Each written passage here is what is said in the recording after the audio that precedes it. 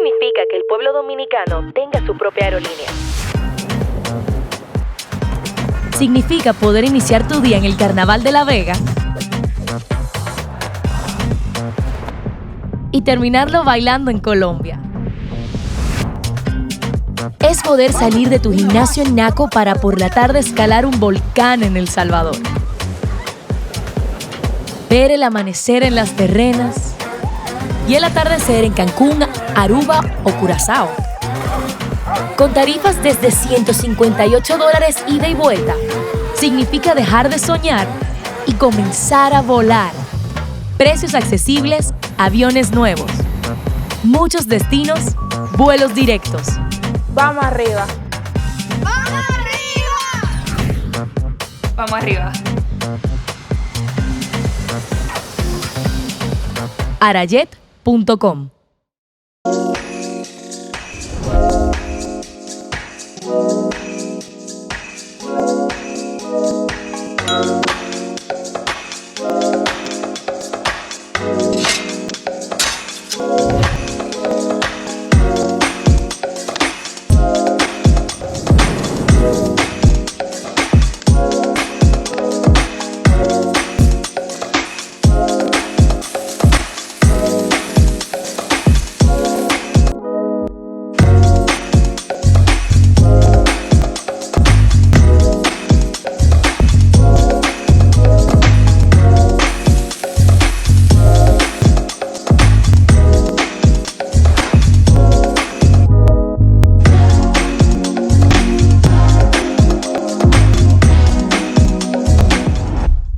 Welcome to the Late Night Show with Savage Chris. Listen to me. Listen to me. I love St. Martin. And I love St. Martin more than you, and even more than Savage Chris. Don't you ever pretend as if you so love my country more than me. It could never ever happen. Never. This is all I have. This is all I have. I don't have nothing else nowhere.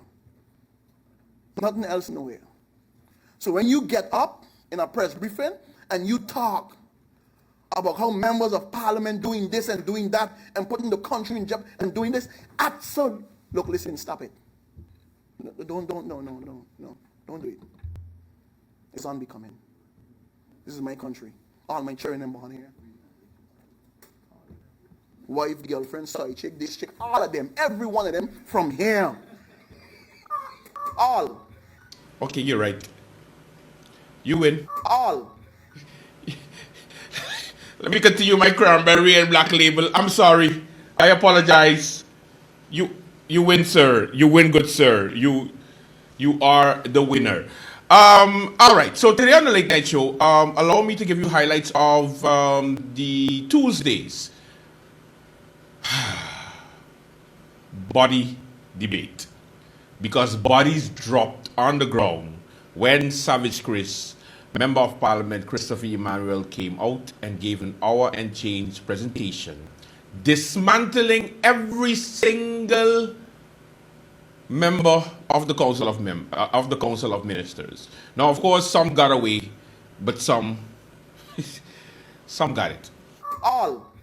Now, some are even calling the presentation of Christopher Emmanuel the most historic, epic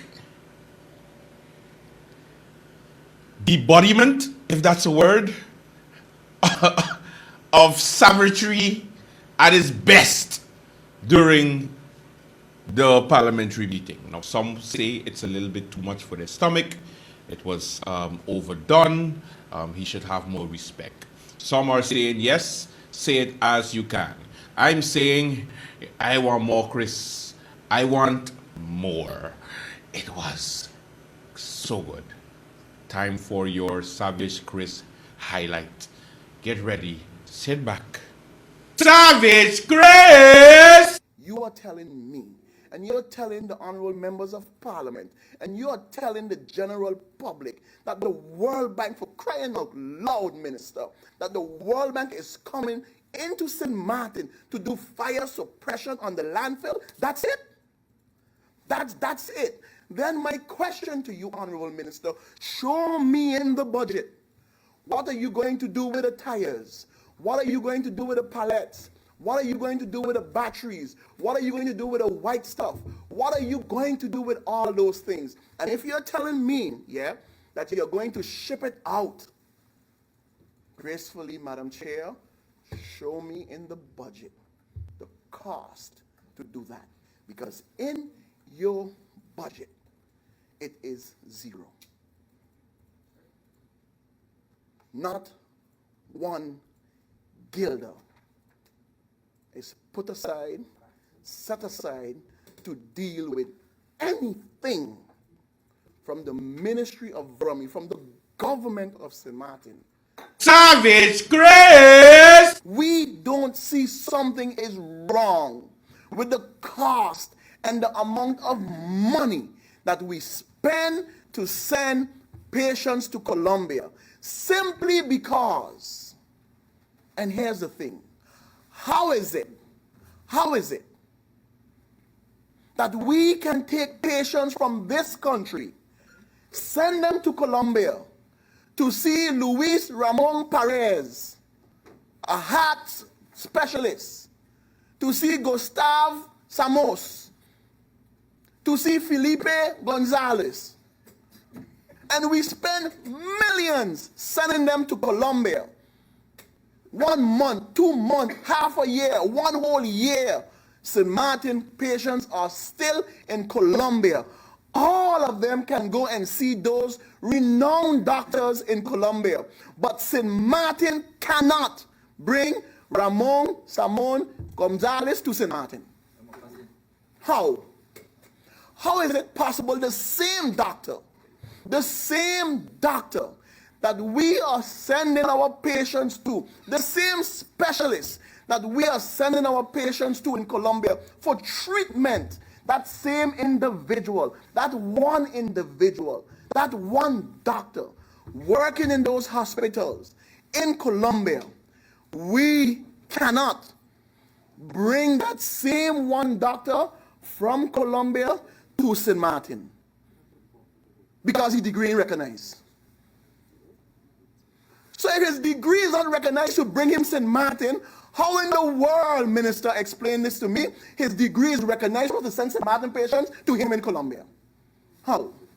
Savage grace! Madam Chair, gracefully, I don't want to get in the discussion with who's benefiting.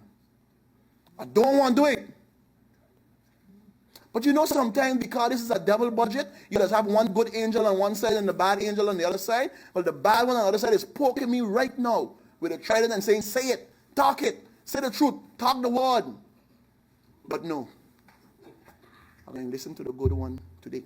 Savage grace! To the Honorable Minister of Theatre, let me get it out now. Leave Carnival alone. Leave the boys and them alone. I am not a Carnival person, Honorable Minister, Honorable Chair. But this Carnival was the best ever. From people that I have spoken to, from family that came and bunked by me, it was the best Carnival that they have had ever. Don't listen to my colleague Chacho. Leave Alston alone. Leave Granger alone. Leave them alone. It was the best Carnival St. Martin have seen ever. That's all I want to do. Savage grace! But I want to know the St. Martin representative for Barron Point, the young lady who was a fixture in your office, not in the ministry, in your office. You traveled with her, you had dinner with her, you went all over with her. She was a permanent fixture. She was the St. Martin representative for Barron Point in your office. Then the question is, how they get the bid? How they won that bid? No one, not one member find out something wrong with that. And then, Madam Chair, the rumor is that the good young lady is pregnant. That's the rumor, Madam Chair.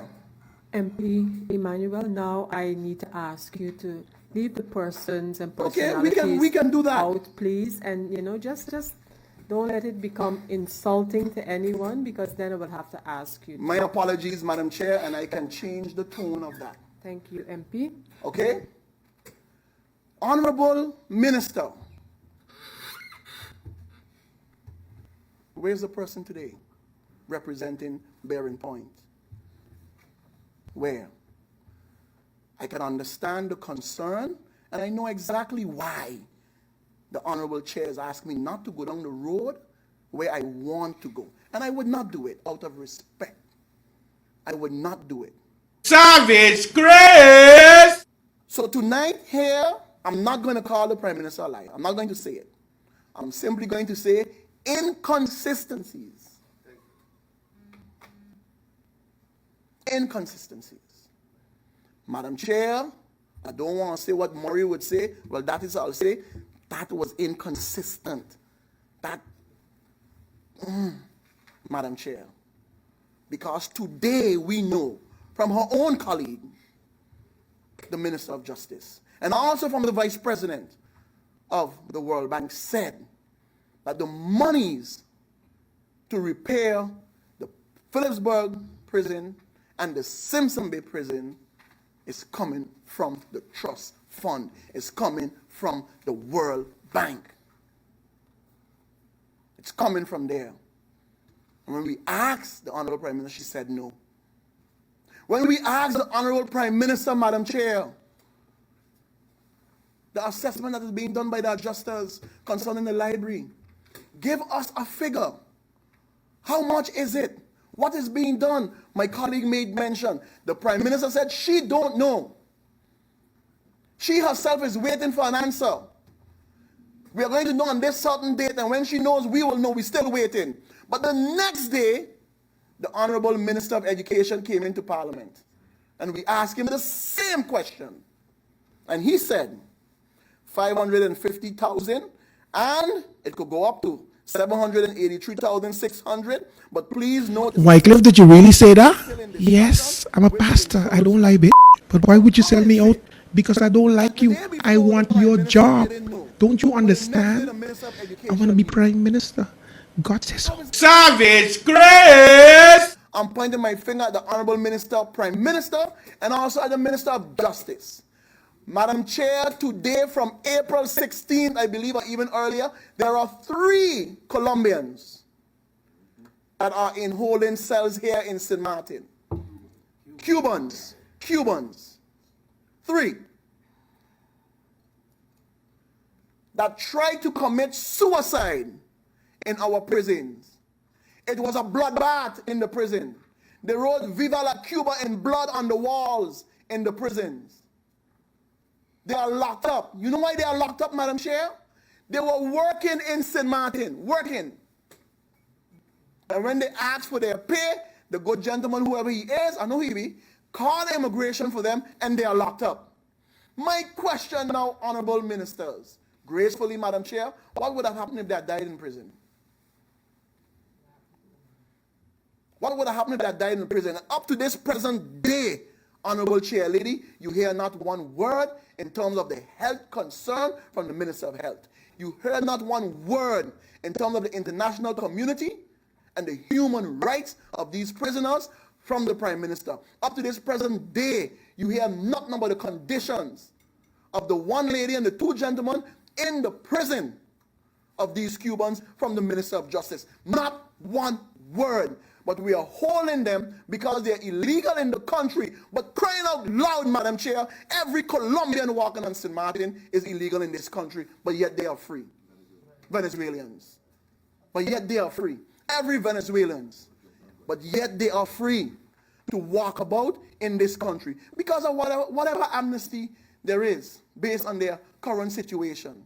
1 minute, oh my goodness. But they are free. Now, what did it have to do with the 2019 budget? Absolutely nothing.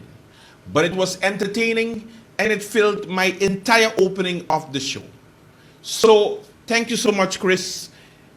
and keep the good work going, because I enjoyed my service, Chris. So, Mr. Brown segment, number 1. Number 2, service, Chris. Now, the other members of parliament also have to present today in parliament, and the hard part about following after Christopher Emmanuel is that you have to try to upstage him and try to make sense. You see, Chris gets away with a lot of those things because he's known for being a bulldog. He's known for being somebody who's, you know, a little bit aggressive.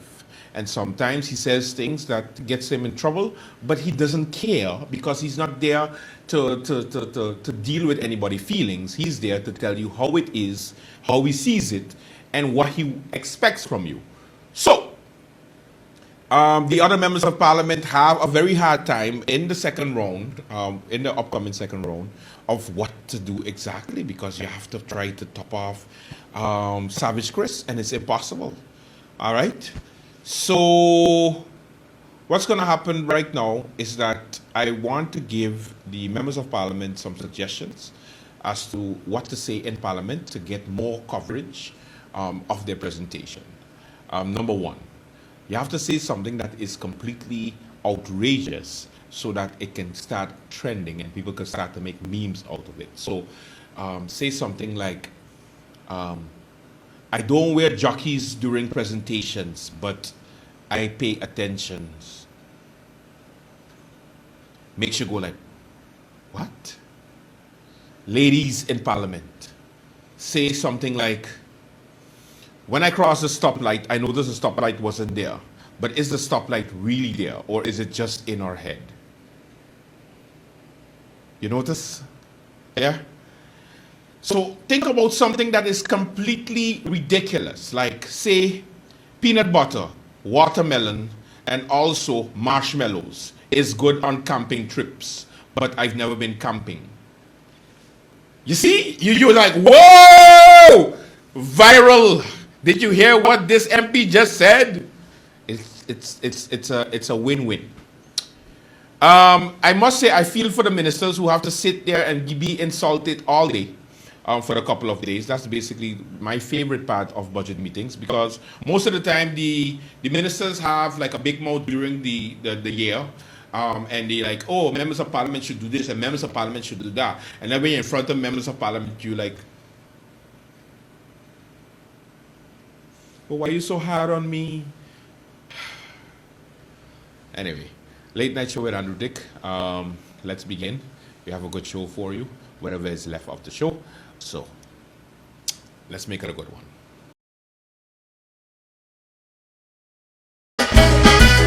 Nigga and coolie get the right to vote. But the way somehow we does use this privilege, like we don't really know what it's worth. We don't care about manifesto.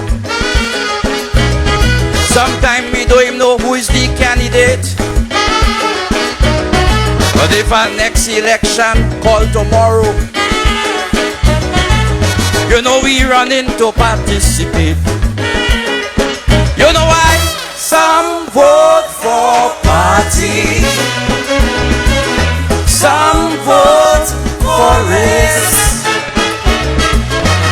They don't care about this country and the problems that we face. Some vote for roti, some will vote for alcohol,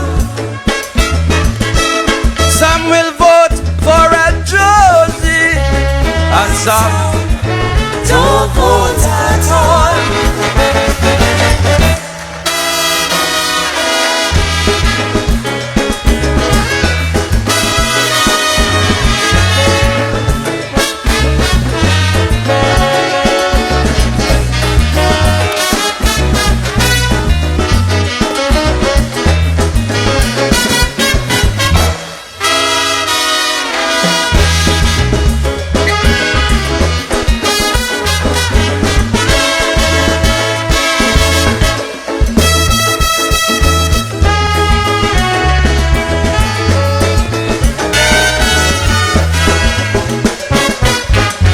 Now well, look, don't talk about the campaign.